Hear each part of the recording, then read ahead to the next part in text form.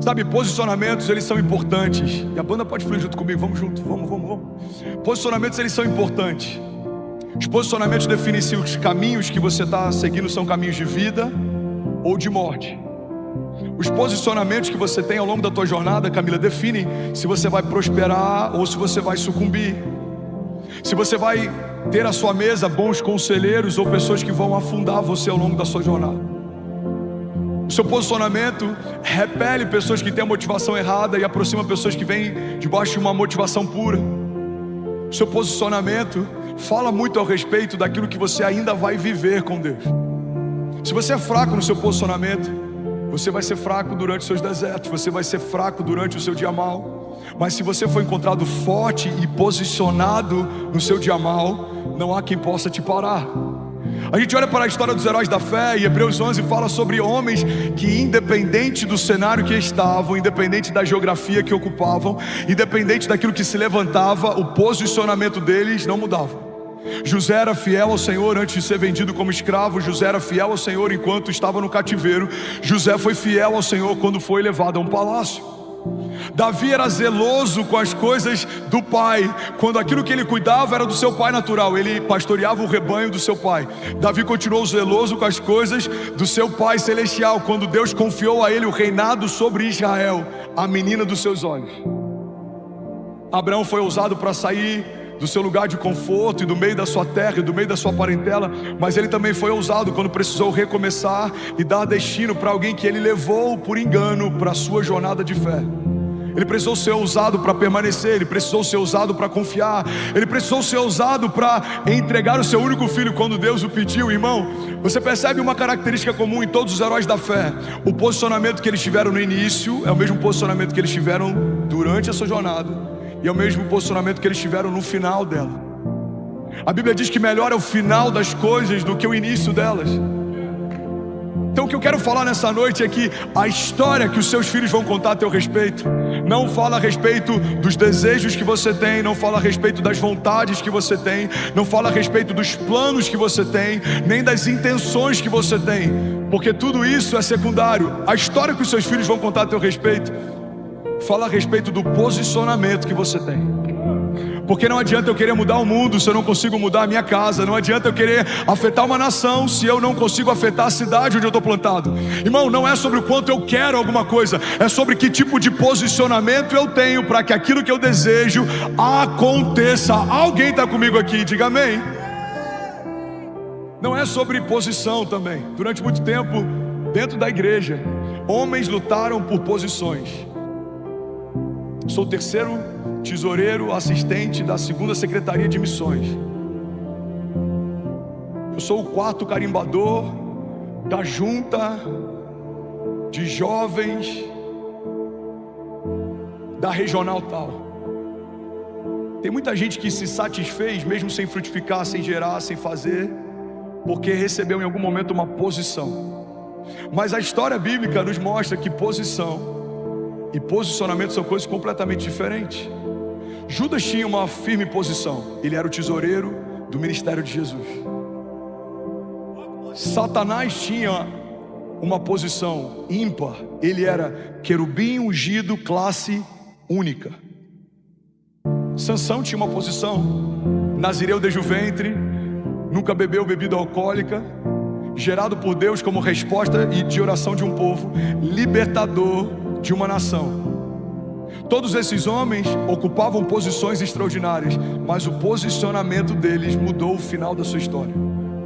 Irmão, não é sobre o que você carrega ou sobre a quantidade de promessas que Deus te fez, não é sobre o potencial que você tem ou quanto de recursos você tem, não é sobre o lugar que você foi gerado ou o sobrenome que você carrega, não é sobre essas coisas, é sobre o que você faz com aquilo que você recebeu. Tem pessoas mais apaixonadas do que a gente, que tem menos estrutura do que a gente, que conhecem o Evangelho há menos tempo do que a gente, estão queimando mais do que nós. Tem pessoas que estão se doando pelo Evangelho, pela causa, estão literalmente enfrentando a morte todos os dias para que Jesus seja conhecido, e eles têm menos estrutura do que a gente, estão fazendo infinitamente mais, assim como também tem igrejas extraordinárias, com estruturas extraordinárias, com patrimônios extraordinários, mas eles não têm nada além de patrimônio e estruturas, porque não há mais vida fluindo dentro dos seus prédios vazios. Irmão, não é sobre posição, não é sobre patrimônio, não é sobre status, não é sobre nomes, não é sobre acessos, não é sobre networking, é sobre como você está posicionado em Deus, e é sobre que tipo de posição você quer ocupar no reino de Deus. Alguém comigo aqui, diga amém. Uma mensagem como essa, num lugar como esse, ela não é só importante, ela é cirúrgica. Alphaville por muitos e por muito tempo foi conhecido como a terra do networking, a terra da oportunidade. Em todo lugar que tem muita oportunidade, você sabe, atrai muitos oportunistas. Todo lugar que tem muitas pessoas de acesso, atrai pessoas que só querem acessos.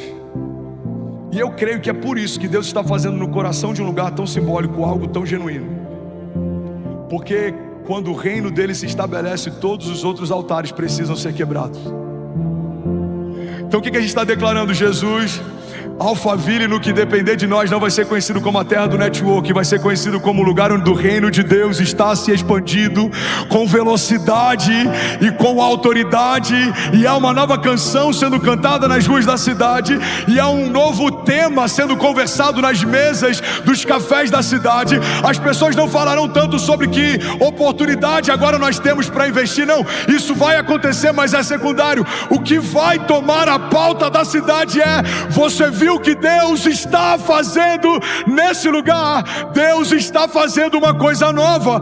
Alguém crê nisso aqui em nome de Jesus? Diga: eu creio. Vamos, diga aqui: Deus está fazendo uma coisa nova.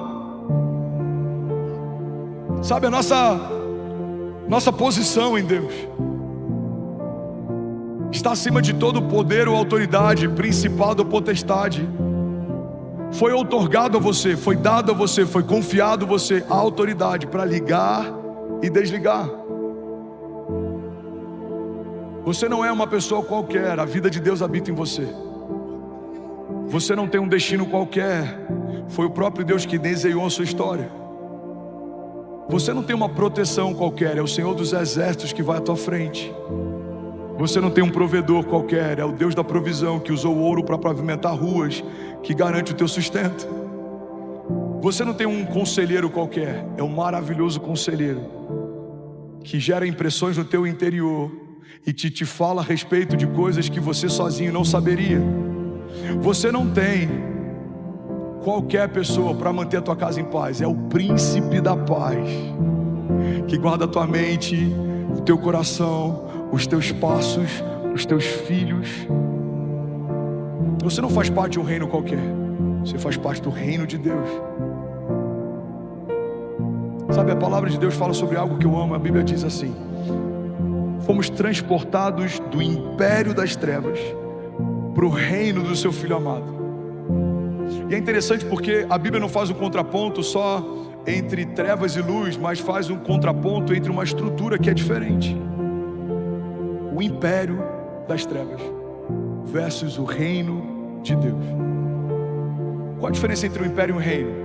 A diferença é que o império, ele pode ser feito por um homem, self-made, homens que começaram impérios do nada. O império, ele pode ser construído a partir de boas estratégias, a partir de bons negócios, a partir de bons investimentos. O império fala a respeito de algo que pode ter começado do nada, e assim como impérios começam do nada, alguns deles, eles cessam do nada também. Mas reino não, reino é hereditário. Ninguém passa a reinar porque quis reinar. Você só pode reinar se um rei te confia algo através de filiação. Um reino não tem votação, não tem democracia. No reino, ninguém vota para tomar uma decisão. Existe um rei que decide, e existe um reino que se submete àquilo que ele decidiu. Existe um rei que dá uma palavra, e existe um reino que caminha debaixo da palavra que o rei liberou. O império não, o império você pode ter conselhos. Você pode ter um conselho fiscal, você pode ter um conselho executivo, você pode ter um conselho patrimonial, você pode ter pessoas que têm acesso e que te dão opiniões. Do reino não, o reino você tem um rei que não divide espaço com ninguém. Sabe, a Bíblia fala que nós fomos transportados de um império de trevas para o reino do seu Filho amado. Ou seja, você foi implantado no reino, e esse reino tem um rei, e esse rei tem uma agenda, e essa agenda governa sobre a tua agenda. E esse rei tem uma vontade, e a vontade dele é melhor do que a tua vontade. E esse rei tem planos, e os planos dele são melhores que os nossos planos. E esse reino, ele tem um rei, e esse rei tem a última palavra, e a palavra dele é melhor do que a nossa. A palavra dele é mais poderosa do que a palavra de médicos, porque médicos podem dizer, os seus dias estão contados, mas a palavra final vem da boca do nosso Deus. É melhor do que a palavra de especialistas. Especialistas podem dizer, os dias são maus, mas a palavra que sai da boca de Deus e dos querubins que estão em torno do seu trono é, toda a terra está cheia da glória de Deus. Existe uma palavra na boca do povo, alguns estão criticando, reclamando, se movendo, mas só uma palavra da boca de Deus é suficiente para que a terra sem forma e vazia comece a ser invadida por vida e por luz. Irmão, olha para mim em nome de Jesus. Você faz parte de um reino em que uma palavra é suficiente para liberar o seu destino. E ainda assim, a gente se abate quando ouve a opinião de alguém. Tem gente que já ouviu de Deus várias vezes uma promessa, mas na primeira opinião de alguém, você já se abate, desanima, se entristece. Tem pessoas que já ouviram inúmeras vezes, inúmeros cultos e inúmeros momentos no teu secreto: eu te amo, eu te quero, eu te separei, eu te ungi, eu vou fazer, eu vou abrir, eu vou cumprir. Mas vem uma pessoa e diz, não vai acontecer. A gente toma posse mais de uma palavra contrária liberada pela boca de um homem do que uma promessa que foi feita debaixo dos céus pela própria palavra de Deus. Igreja de Jesus, olha para mim. Posicionamento gera milagre. Você precisa decidir. Você vai se mover debaixo de uma promessa de Deus ou debaixo da opinião de alguém? Você vai se mover em busca de acessos e networking, ou você vai ter o firme entendimento que Deus te dá enquanto você dorme? O seu nome está sendo soprado em mesas que você nem sabe. Se você for fiel ao Senhor, Deus vai te dar, Ele vai te colocar, Ele vai fazer, Ele vai expandir infinitamente mais do que tudo que você já pediu ou pensou um dia. Porque não é sobre a força do nosso braço, é sobre a força do nosso Deus. Ele é poderoso para fazer infinitamente mais do que tudo que pedimos ou pensamos, segundo o seu poder que em nós atua. Há alguém comigo aqui em nome de Jesus? Ainda bem que eu vim, Jesus.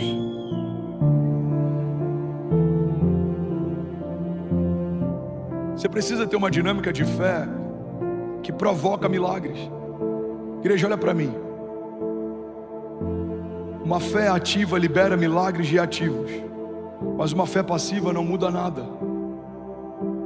Tem gente que acredita que o fato de estar exposto por 40 minutos a uma pregação num domingo é suficiente para mudar o seu destino profético. Não é. Assim como ouvir um empreendedor de palco por 40 minutos falando em algum summit ou alguma palestra não vai te tornar um empreendedor extraordinário. Assim como ouvir uma sequência de reels sobre um pai falando sobre criação de filhos não vai te tornar pai. Em que momento a gente acreditou que sentar numa igreja e ouvir uma mensagem é suficiente, quando aquilo que Deus tem para nós, olhos não viram, ouvidos não ouviram e não penetrou no coração do homem? Irmão, você precisa se posicionar, porque a vida passa rápido demais. Um piscar de olhos e 10 anos se passaram. Deus te chamou para fazer história com Ele, e a história que Ele quer fazer com você dura para sempre. Eu estava esses dias numa reunião de homens de negócios que eu discipulo, e eu falei com eles: quantas formações vocês têm? Alguns médicos tinham 3 especializações, 2 especializações. Eu falei: quantos livros da Bíblia você já leu? Porque a gente não vai ter desculpa de chegar naquele grande dia e dizer que a gente não teve tempo, quando a gente concluiu 3 faculdades, mas não concluiu 4 evangelhos. Eu perguntei para um deles: quantos aqui trabalham com o mercado financeiro? 4 deles trabalhavam. Eu falei: você não vai ter a desculpa de falar que não estudou sobre eternidade. Você estudou sobre investimentos de longo prazo, mas o longo prazo para o mercado são 50 anos. O longo prazo para o evangelho é a respeito de vida eterna. Não gasta toda a sua vida aprendendo sobre algo que dura 50 anos, quando a palavra de Deus quer te ensinar num caminho que vai te levar para um lugar que dura para sempre. Alguém está comigo aqui? Em nome de Jesus, receba isso com muito amor.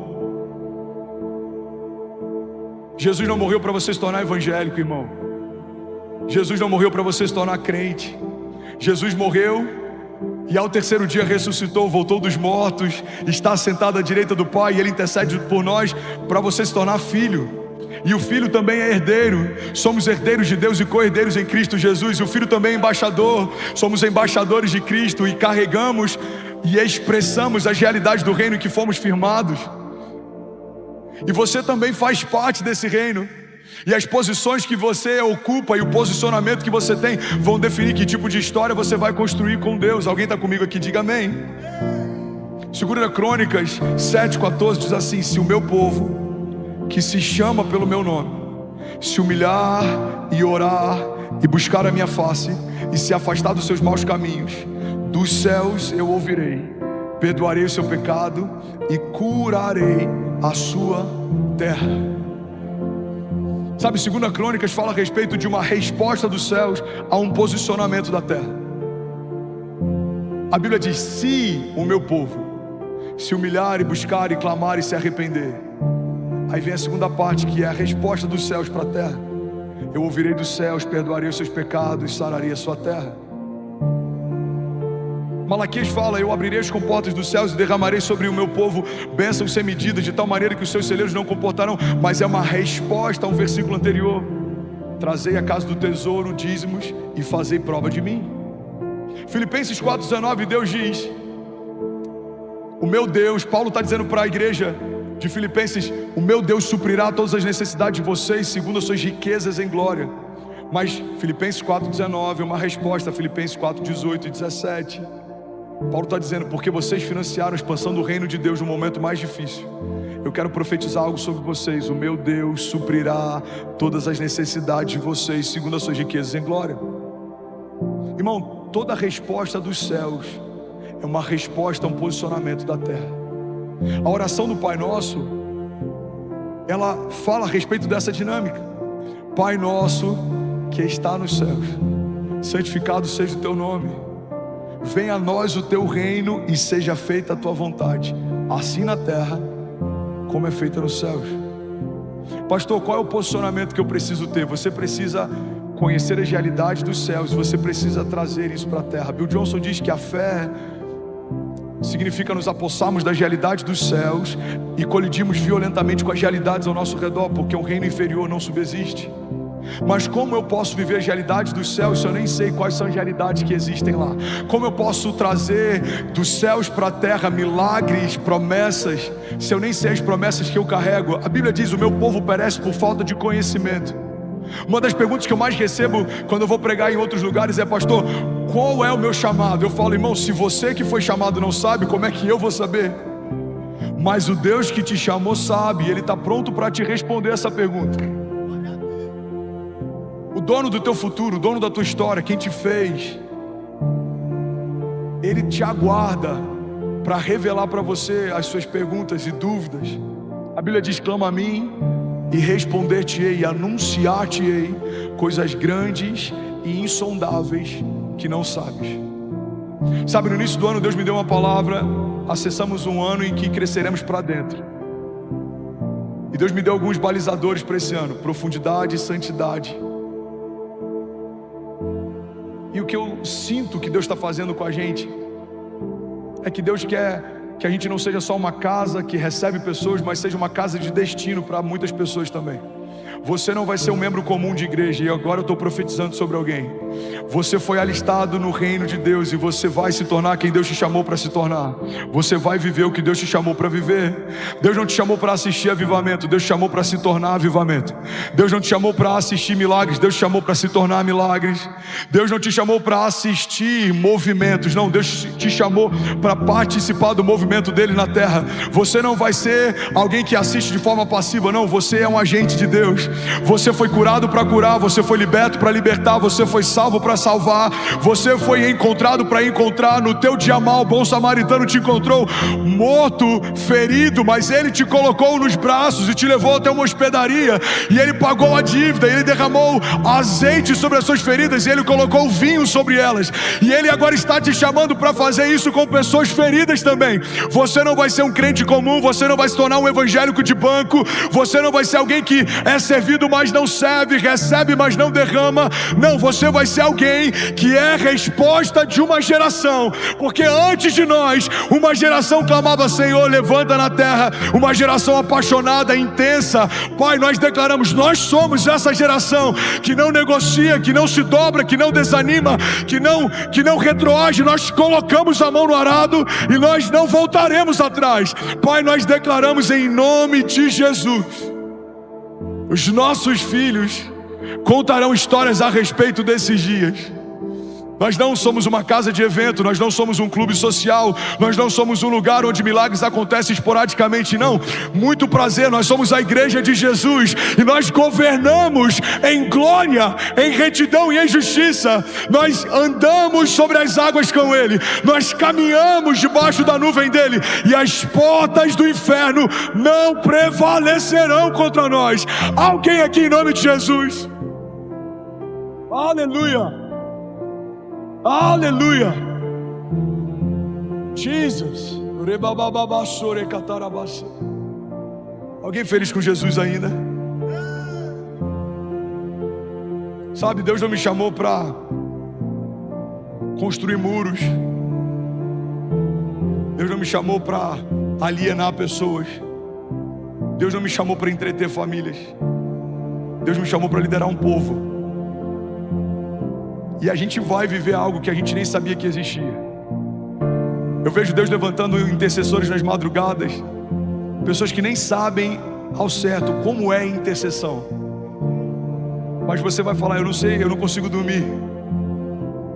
Aí você vai lembrar desse culto e vai falar: eu acho que é aquilo que o pastor falou.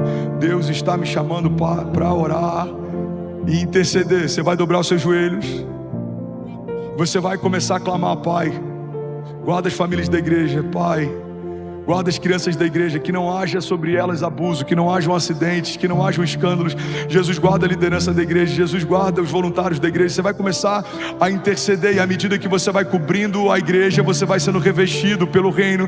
E à medida que você vai servindo ao corpo, você vai recebendo novas porções de autoridade. Irmão, não faz sentido uma casa que recebe 15 mil pessoas ter 1.500 voluntários ativos. Não faz sentido 10% de nós ter entendido que é melhor servir do que ser servido. Não faz sentido a gente achar que a oferta que a gente entrega é suficiente. Não.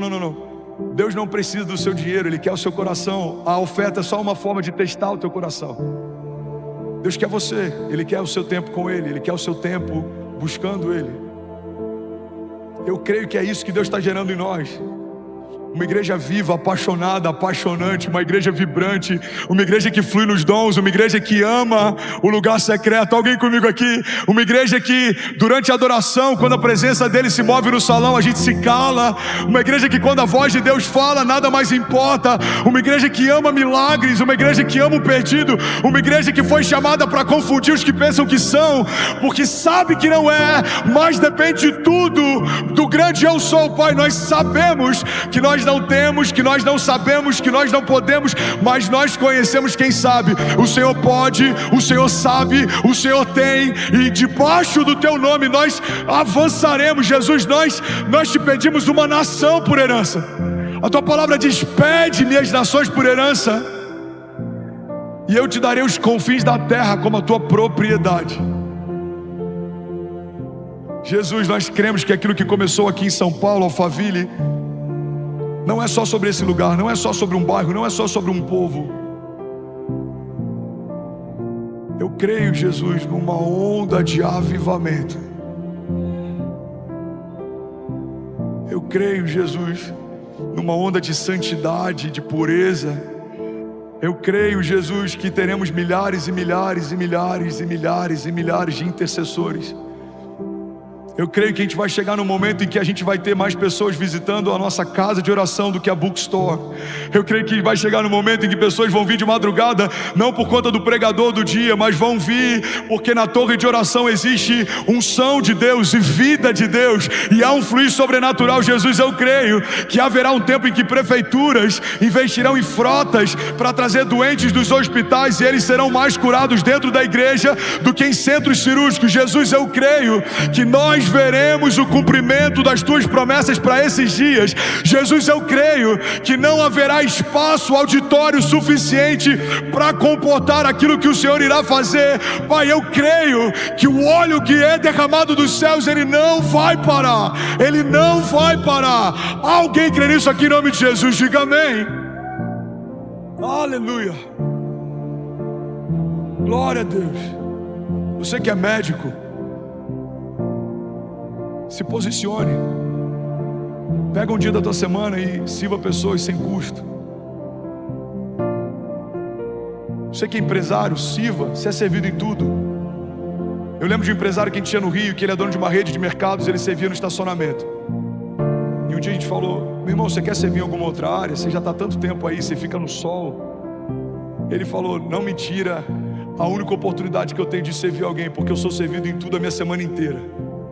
Eu chego no escritório: tudo bom, seu fulano? Eu entro na minha sala, cafezinho, seu fulano. Eu marco reunião, já estou te esperando, seu fulano. O único lugar que eu posso servir alguém é aqui, não me tire isso. Esse cara entendeu. Você sabe o que eu amo na igreja de Jesus? Alguém está comigo ainda? Diga amém. A igreja é o único organismo social, Everton, em que um CEO de uma multinacional recém-convertido vai ser discipulado pelo porteiro do prédio que ele é dono. Você pode ser o CEO de uma multinacional, você é novo na fé, você vai chegar na igreja e talvez tenha alguém ali que vai te discipular, que não é adulto como você, não é culto como você, não tem os recursos que você tem, mas conhece do reino de Deus infinitamente mais do que você já conheceu um dia. No reino de Deus a hierarquia não é pelo que você possui, é pela posição no reino de Deus em que você está. Alguém comigo aqui? Jesus pega Pedro, um homem rude, pescador, e estabelece como um apóstolo da igreja primitiva.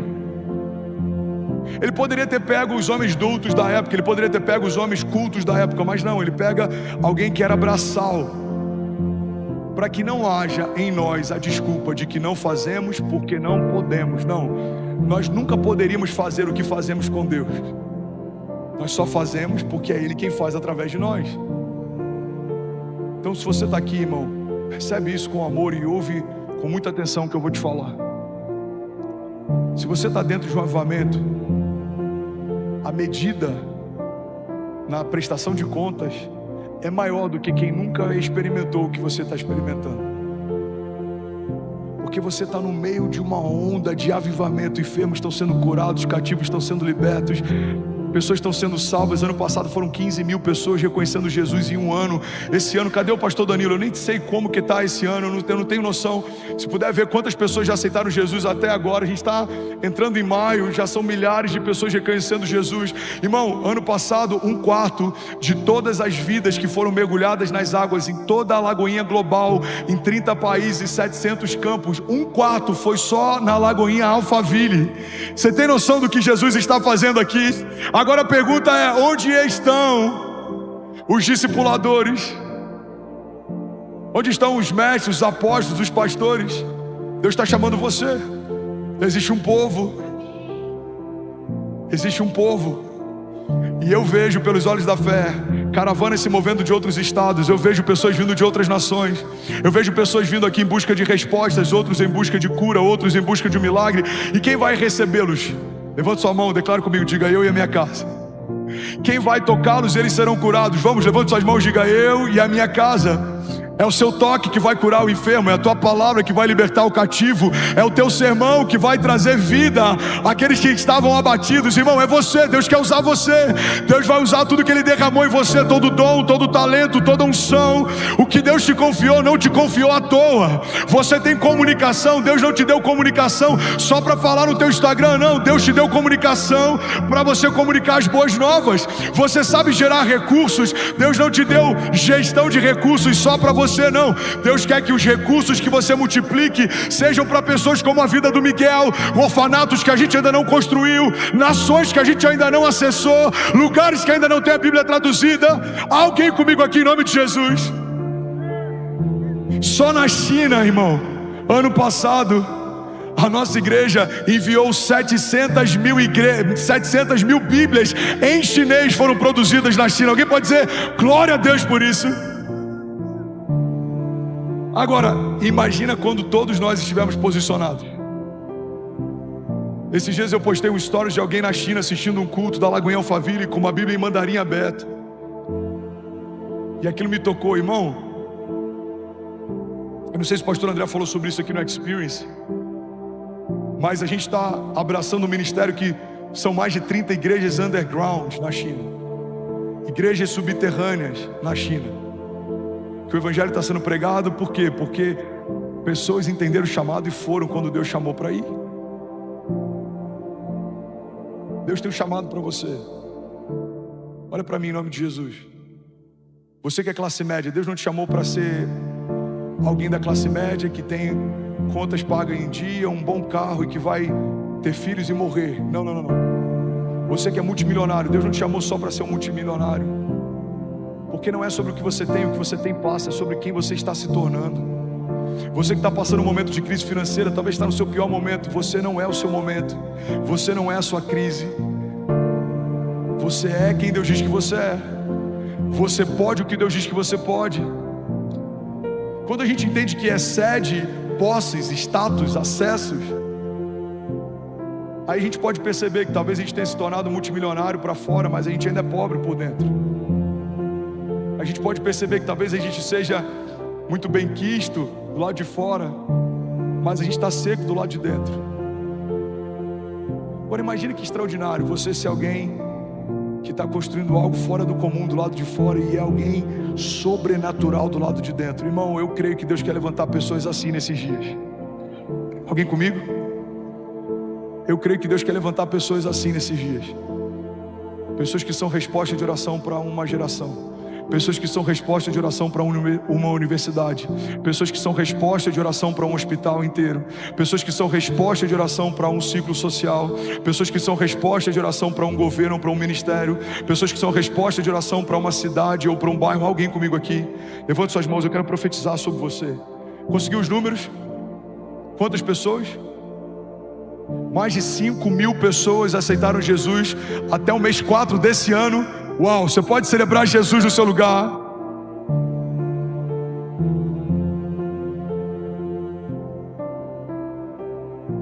Pastor, por que não é 10 ainda? Porque falta você no exército. Que 10 pastores não vão conseguir fazer aquilo que 60 pastores farão. Porque 1.500 famílias que servem não vão fazer aquilo que 15.000 famílias farão. Falta você nessa conta, mas hoje é o dia do alistamento de Deus para as nossas famílias. Você recebe isso? Levante suas mãos, feche teus olhos, eu quero profetizar sobre você. Pai, um dia eu ouvi que o lugar mais rico da terra é o cemitério,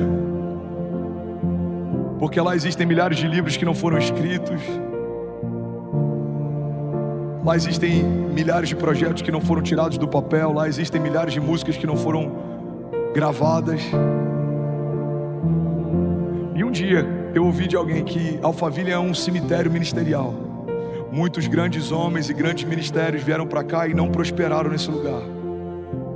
Jesus, se é verdade que o cemitério carrega tantas coisas preciosas que foram esquecidas ou abandonadas, estamos pisando em um dos lugares mais ricos do Brasil. Muitas pessoas se moveram para Alphaville em busca de um sonho e perderam a capacidade de sonhar. Muitas pessoas se moveram para cá em busca de uma oportunidade e perderam a pureza quando a oportunidade surgiu.